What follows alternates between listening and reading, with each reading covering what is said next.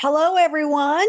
Wanted to come and jump on for a little bit and just talk a little bit about the content in this week's modules. So hopefully by now you've already really done some good work in understanding the chapter on costs of production.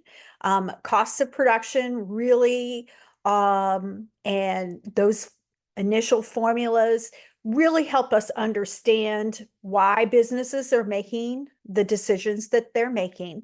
And then this week, we're going to have the opportunity to look at perfect competition as one of our four market structures. We'll morph into next week's content on monopolies, oligopolies, and monopolistic competition, which are the other three.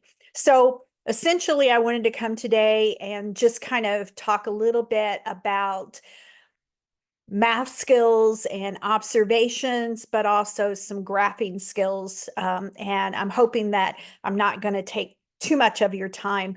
But if I do, I apologize. Please reach out and ask for questions if this is too long. So we're going to get started real quick. The lighting in the space that I'm in is a little dark, so maybe that'll let you focus on the screen. So essentially, there are four different market structures in that account for all industries, all businesses in our economy. We categorize those into perfect competition. We don't talk a lot about perfect competition, and for good reason, and we'll talk about that here in just a minute. We've all heard of monopolies. We may or may not have heard of the term oligopoly or maybe duopoly in relation to monopolies. These both are very large corporations, diversified corporations that own lots of different types of businesses and that sort of thing. They control resources, and so they're large conglomerates. And when you think about our economy, this is where most of us think about where businesses lie. But in actuality, most small businesses are considered to be monopolistic competition. And what we're doing is we're trying to identify the amount of competition that is present in a company or an industry so that there is a flow of the business cycle and prices being able to influence what's happening in that market. So let's dive into perfect competition a little bit. Our market structures are divided into either price takers or price searchers. Price takers is the one that we're going to focus on today. These kinds of industries or products, companies usually produce some kind of identical product where there's not a lot of difference. They also come from firms that are relatively small and really have no influence on the market whatsoever. And so therefore they take the price that they get. So for instance, it uses the example of wheat, corn, and soybeans. If I'm a farmer and I grow wheat, corn, and soybeans, I take my yield in my big truck to the AHA grain elevator and I sell it for whatever the going rate is. I take the price. Now, I have the choice to take it back home, but if I don't have sufficient storage, a grain silo with proper ventilation and humidity, then my grain's going to spoil and I'm not going to get any money for it either and such. Price searchers actually search out and look for the best price that they possibly can. And this is where the majority of our companies and industries actually lie. We're going to focus on price takers because this gives us a base model to kind of try to understand the price searchers model and such. it kind of gives us a place to start if we're thinking about purely competitive markets. But as we've said before, it's difficult to find a real life 21st century example of perfect competition. So when we start looking at market structures, we want to look at the characteristics. It's the characteristics of the structure that helps us understand why they're making the decisions that they're making. So for perfect competition, this is a large number of small firms. Each of these small firms cannot really influence the market. They are they don't have that type of market influence. They're also producing a product that we refer to as homogeneous. There may be differences between the different types of products, like different grades of corn and soybeans, or different grades of beef or chicken. But for the most part, a potato is a potato type thing. In perfect competition, one of the things that really sets apart all of these structures is how easy is it to get in and out of the marketplace. So my family are farmers, and so if you own land, if you want to farm, you can farm. My family does not own a lot of the tractors and equipment and those kinds of things that we did back when my grandfather was alive and actively farming. So we use a tenant farmer. We have a local person that we contract with. We share expenses on what it costs to put crops out. And then at the end of the season, we get a portion of the money that we earn from selling that crop and such. It's relatively easy to get into. It's also relatively easy to get out of and such. We could just sell our land or stop producing altogether and such.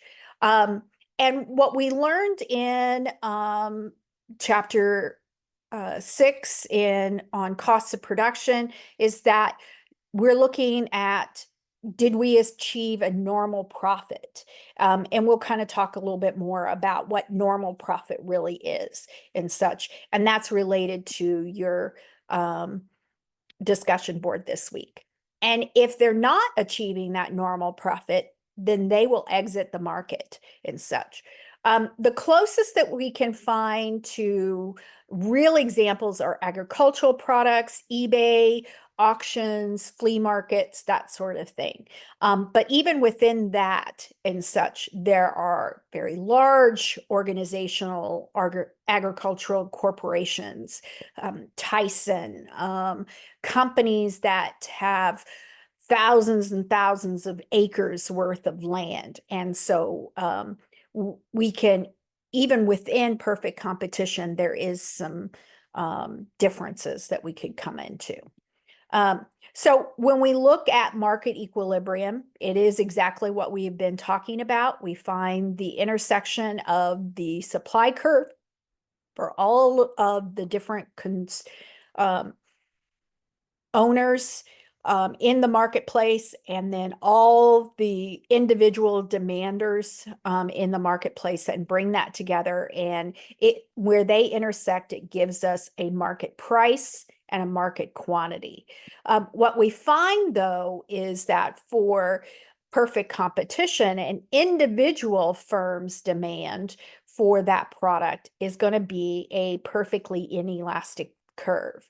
So at this point, if Farmer Joe takes his semi full of corn to the grain elevator and he says, I would like to have $80 a bushel for my corn, and that's not the going rate for corn, but he says, I want $80, they're going to say, no, we're going to give you 70.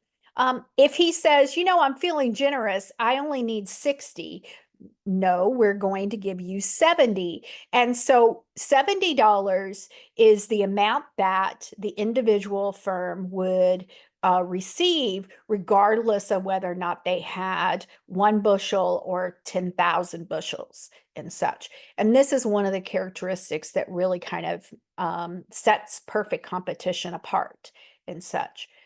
This comes from the fact that large number of firms with no influence on the marketplace, as well as no differentiation between the type of product and such, to say, why should I give you 80? Or, oh, I only want to give you 60 because this is a sub-quality product and such. And so therefore we have that individual demand curve that is horizontal and such. So the price taker really reflects what the market demand is actually give us. So that perfectly elastic curve. And I think that I just said inelastic, but I did mean perfectly elastic. It's going to be horizontal at the price that they're able to receive and such. So I apologize for my misspeaking. So a couple of things to remember, and I'm going to move my picture so that you can see my graphics. So if a firm charges more than the price, it will not sell anything. There's no incentive to charge less than that price either.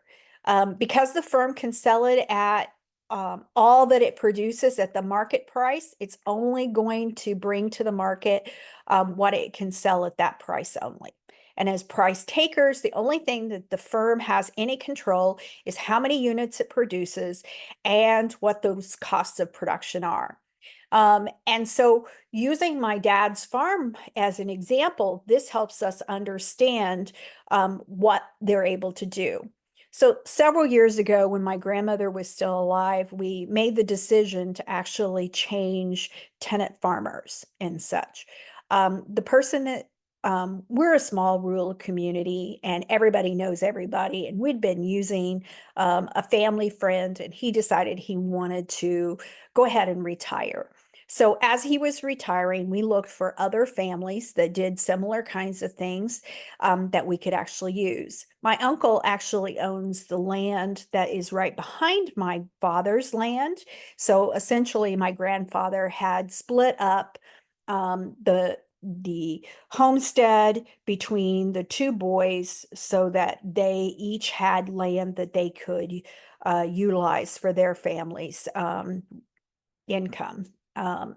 And so my uncle was using a particular family in the area, and they were doing a great job for him. They would do a great job for my dad, but my dad was also looking at other families, and he ended up going with a different family that actually owned a lot of their own equipment. If you're not aware, the going price for a combine is somewhere starting around $250,000. So $250,000 all the way up to $500,000. And this family had it increased the amount of land that they owned, that they were renting from other families, and that they could actually lease a combine for an extended period of time, similar to what we would lease a vehicle and such, and then be able to amortize this over a period of time and the amount of land that they were using and such. That in itself was the deciding factor because it brought down the costs of production of farming so much. What we had been experiencing and what we would have to experience with the other options was that we would have to pay someone and be a part of the leasing contract to actually get that equipment. And so if you're taking on that additional cost, this family that we went with already had taken on that for themselves, and so they did not pass that additional cost all on to the tenant farmers that they worked with and such. So my dad's overall costs of production. So as we can see, one of the things, can you control is how much do you make, and then how much does it cost to make it and such. So that was a real big deciding factor. Another thing, and it's kind of controversial, is the use of genetically modified seeds. And oftentimes in agriculture, corn and soybeans, I have experienced that having not necessarily genetically modified, but a tested seed that has a higher yield that has evolved over the years um, will lead you to a larger production in the amount of acres that you actually have. So we have 58 acres. And that first year out, not only had we reduced um, our overall costs of production, but we also were able to double the amount of yield because we switched the type of seed that we were using. Again, kind of controversial, and that sort of thing. We were certainly not producing on a mass level any kind of heirloom or um, um, specialized corn product or anything like that. We were just making field corn that had a higher yield. And that in itself allowed us to, that first year out, really make a larger amount of revenue. And I say all of this because then it brings us to this conversation about what is a normal product, a normal profit. So in my dad's eyes, there were three things that he needed in order to continue to do what he had been doing.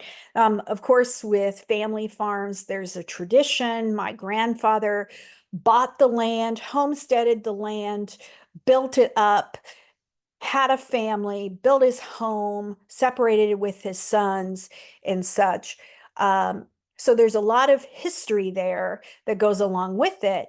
But in the reality, one of the things that was really important was being able to actually see something green growing. So as we live in an area in Southern Illinois where there's a great deal of oil and there's a great deal of coal.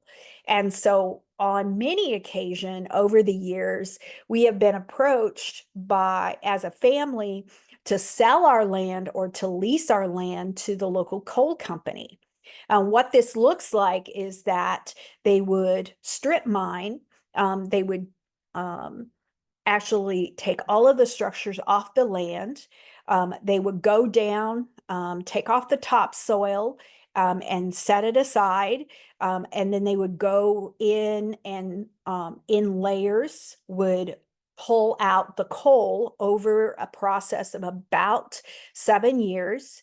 And then at the beginning of year 8, they would start to put the soil back that had been removed after the amount of coal had been taken out.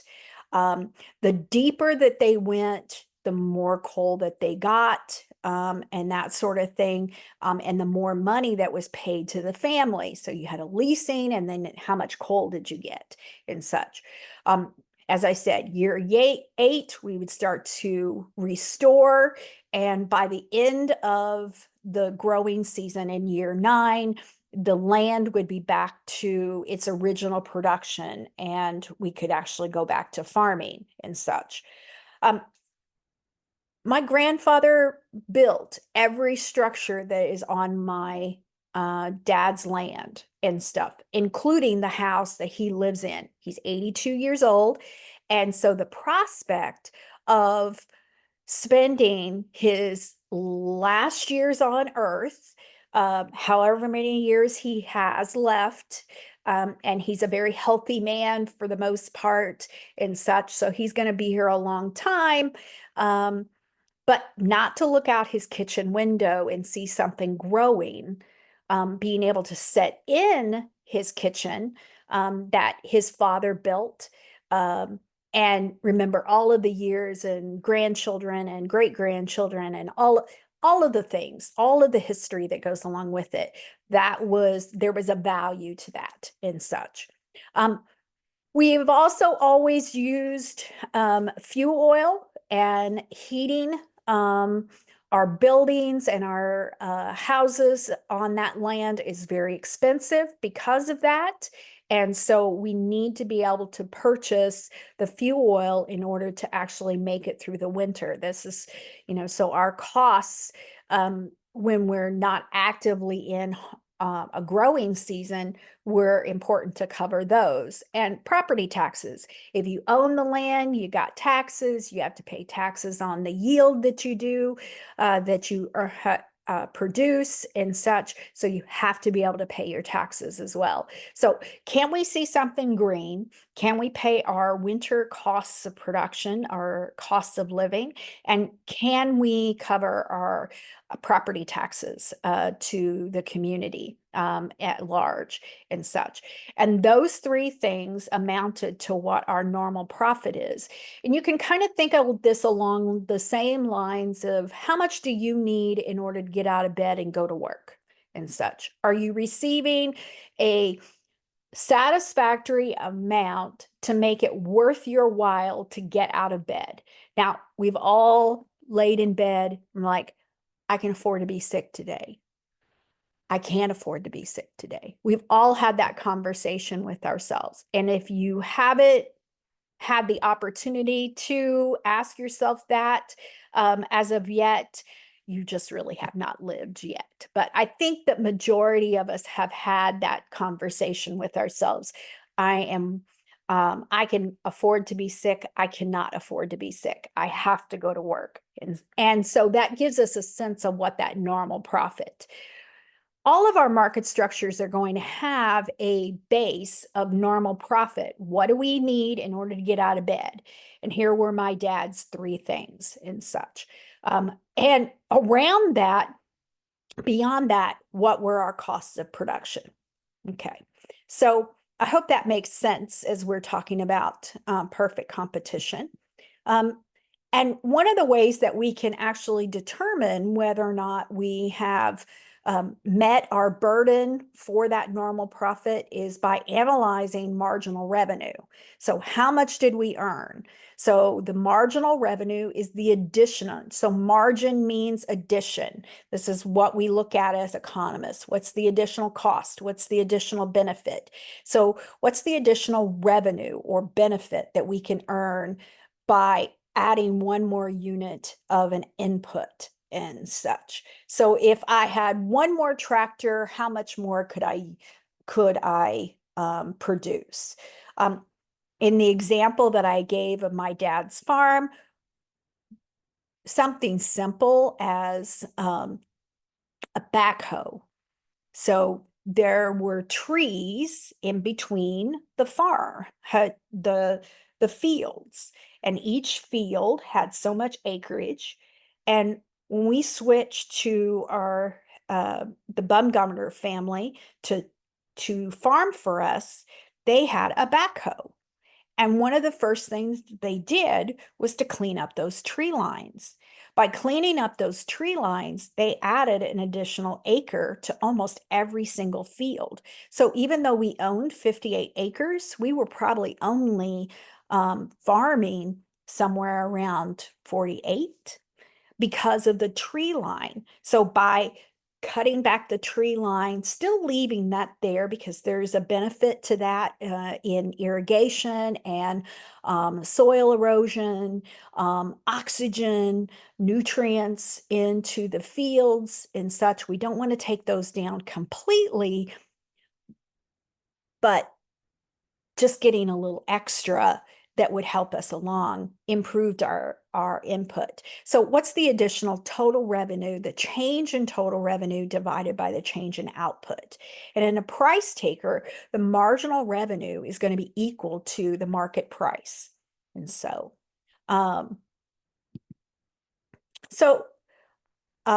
here is a graph that helps us understand one of the first rules. So there are three rules that we're going to go over. reading of graphs, that visual tool really helps us understand. So every business wants to maximize their profit. So how do they do that? And so we look for the intersection of the marginal cost with the marginal revenue, and find that that is at point B. This then gives us the quantity that we produce. So see the dotted line goes down to Q is the number of output. And then where it intersects with the average total cost curve at point A gives us this rectangle of PBAC that shows us what our profit is. So if our price is greater than our marginal revenue, then we'll decrease the price until we get to the point where marginal revenue equals marginal cost. If our marginal cost is greater than if our price is less than our marginal cost, then we'll increase our price and such to the point where we get back to marginal cost equals marginal revenue. So for every single market structure, whenever we're looking at a graph that demonstrates, that visually demonstrates how we find profit maximization, we're going to immediately look for the labels for the marginal cost curve. What's the additional cost compared to the additional revenue, and find that intersection point and such. And this is going to give us the price of the product, which in perfect competition, the price and the marginal revenue is that horizontal demand curve and such. It's going to look different in a monopoly, in an oligopoly, in a monopolistic competition that we'll see next week. But for now, we're looking at where does marginal cost equals marginal revenue. So there are, as I said, there are 3 rules that apply to all market structures. So where do we maximize our profit? Well, we maximize it where marginal cost equals marginal revenue. This is the place where we have met our normal profit, that we're satisfied with how we utilize our resources. There's not anything else that we would rather do. We'd like to sit in our kitchen and look out and see green growing in the backyard.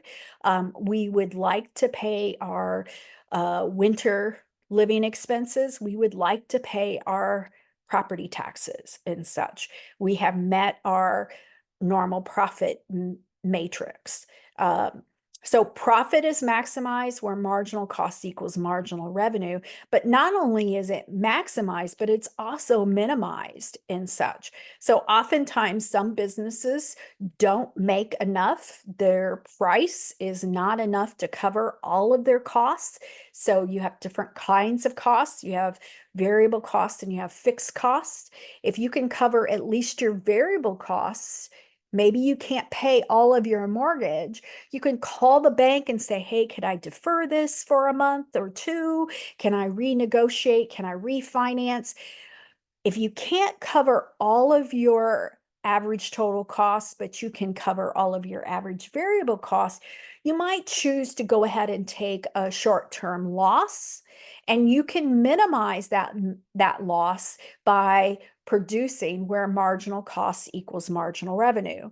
The graph really helps us be able to visualize where that actually is by putting those average total cost curves onto a visual representation so that we can see that. We can also see that in the tables that we saw in chapter 6 as well. So we can minimize our costs, and we're going to look at that here in just a minute. And then the third rule is that we have a shutdown rule. So if your price doesn't cover your average variable cost, then you should actually shut down and such. And that was the case with the individual who had decided to retire. To actually continue to work was impacting his overall health. And so he wanted to really spend his last years enjoying his family and not necessarily working quite as hard and such. So he decided to shut down. There are businesses that shut down. That is not a failure of the market. That is a result of competition and not meeting those normal profit decision makings. Is it easy? No, it's not an easy decision in any way, shape, or form, but it is not necessarily a failure of the market for a business to fail or to close and such. So we're going to look at these just a little bit further. I'm going to try to enlarge that. Oops. There we go. Okay, so we're looking at a table that we saw in chapter 6. You'll notice that the price is the same for every unit. And as a result, we take the output times the price, gives us the total revenue. And so column 2 is the same as column 4, our marginal revenue. So that demonstrates that horizontal individual demand curve and such. Then we start looking at our costs. And so to calculate our average variable cost, we are able to see that our total cost here when we produced 0 units is $100. So $100 is our fixed cost in this particular case, and the remainder are variable cost. So when you don't produce any units, you don't have any variable cost. So you see that it's undefined. When you produce 1 unit, our costs are 150. And so our average variable cost is 50 divided by 1, or 50. The difference between then to produce 2 units is 184. So we know that 100 of that is the fixed cost. So $84 divided by 2 is 42. And legitimately, we would actually round these to the nearest 2 decimals for dollars and cents. We wouldn't necessarily leave them in whole dollars. We would do dollars and cents. And so you can see how the average variable cost is calculated. Earlier examples that you saw had already calculated out what the variable costs were. And so maybe that made that just a little bit more intuitive than what this example does and such. So we could look at average total cost. So we have an undefined area. So the total cost was 150 divided by 1, 184 divided by 2, 208 divided by 3, 227 divided by 4, and so on and so forth. So when I look at this, I know that my first rule of for all market structures is that I maximize my profit where marginal cost equals marginal revenue. I can also look at a couple of different other things and such. Notice that here at somewhere between 2 and 3 units being produced, I actually hit my break-even point. This shows and we see a minimum point of the average total cost curve and the average variable cost. Those are important observations to be made in our analysis. But then we also see that here in column 9 that our profit is maximized at 205, And that happens to be at the point where marginal cost equals marginal revenue and such. So those are some observations that we could make.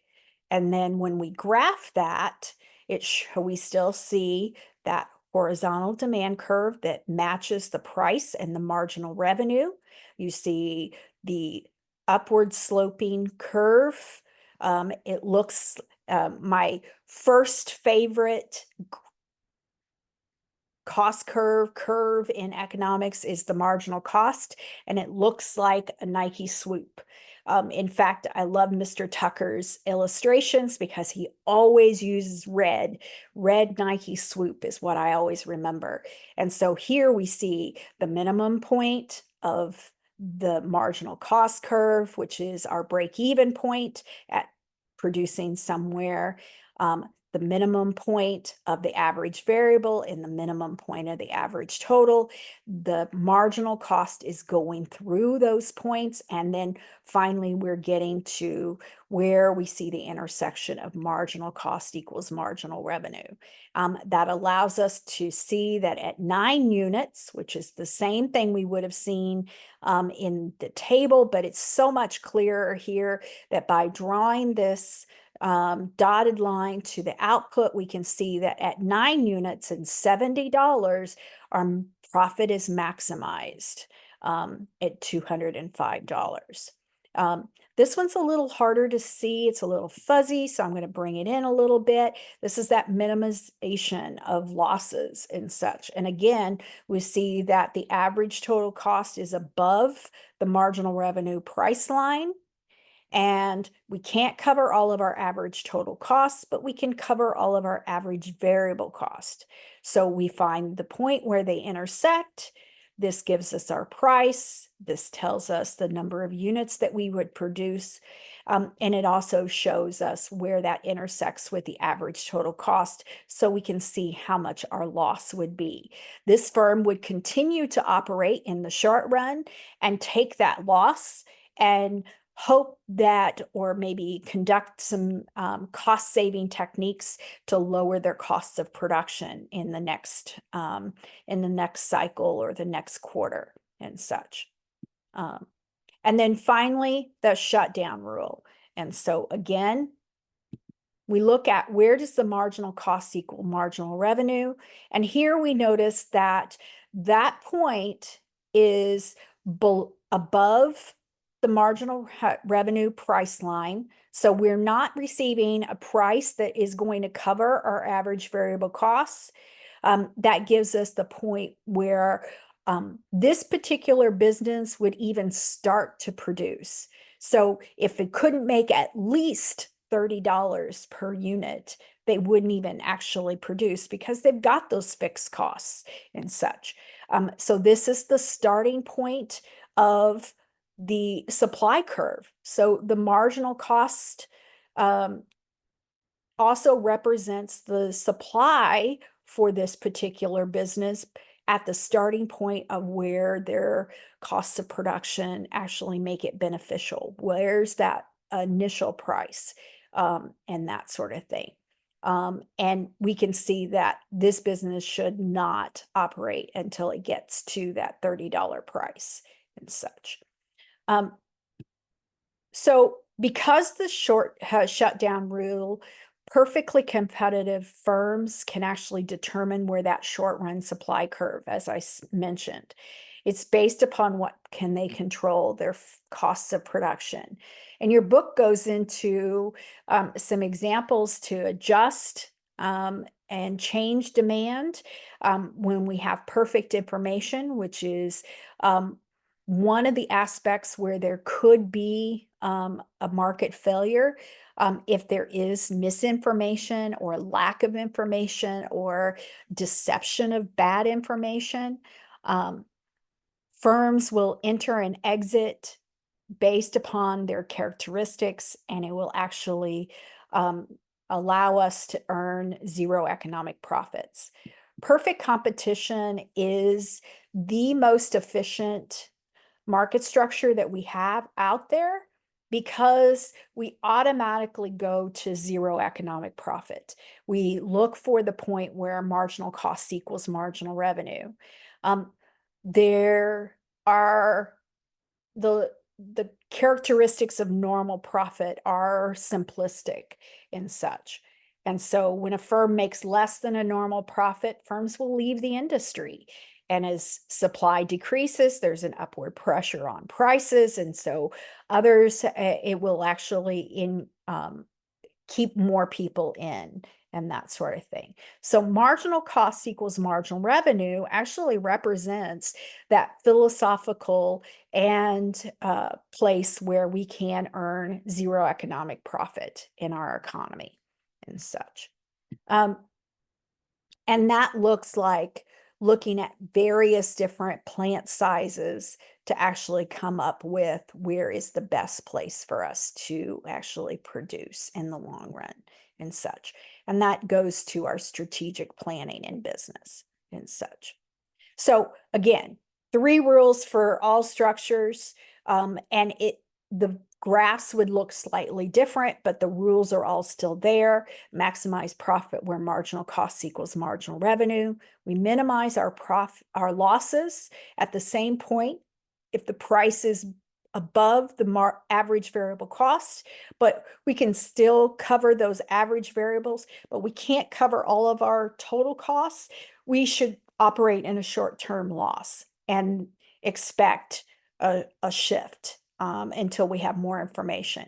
And then utilizing that shutdown rule where marginal cost equals marginal revenue. If we cannot cover all of our average variable costs, then the firm should exit and shut down in that particular arena. So this kind of gives you what I have talked about in my face-to-face classes and such.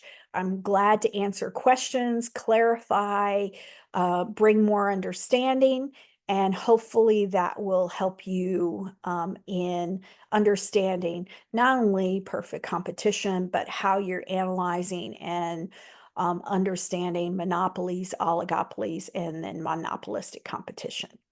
Have a great afternoon. Sorry about the long video. Have a good one.